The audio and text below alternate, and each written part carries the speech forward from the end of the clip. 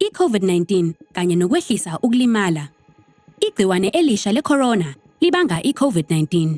Lisabalala emoyeni ukusuka komunye umuntu ukuya komunye lapho uphefumula, uhleka, ukhuluma, ucula, uthimula noma ukhwehlela. Ungakwazi nokuzithelela wena ngokwakho uma uthinta umlomo wakho, ikhala kanye namehlo. Zijwayeze ukusebenzisa izidakamizwa ngokuphephile ngesikhathi se-COVID-19. Geza izandla zakho kahle kakhulu kanye nakaningi ngamanzi nensipho.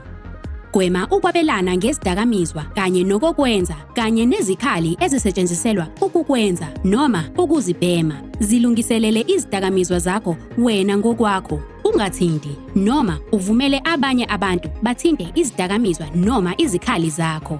Hlola izidakamizwa zakho uma ukwazi ukukwenza lokho. Sula amaphakheji, izikhali kanye nazo zonke izindawo osebenzela kuzo ngaphambi nangemuva kokuzisebenzisa ngamanzi nensipho noma amaswabhu otshwala. Lahla izikhali ezisetshenzisiwe ngokuphephile. Sebenzisa endaweni ejwayelekile engena umoya kahle kakhulu. Sebenzisa nabantu abambalwa. Zama ukungazisebenzisi ngaphakathi kwezixuku zabantu. Zama ukungazisebenzisi wedwa. Yehlisa izinga lokuxhumana okuseduzane. Gwema ukuhlala eduzane, ukuqabula kanye nokuxhumana ngokuqondile noketshezi oluphuma emzimbeni. Cabangela ukuthi kungenzeka ukuthi uphelelwe yizidakamizwa.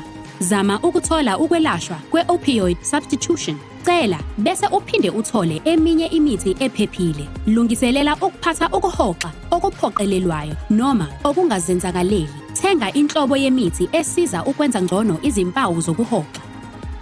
Thola bese ufunda ukusebenzisa i-Nexalone. Yenza uhlelo lwesimo esiphuthumayo somthamo oweqile.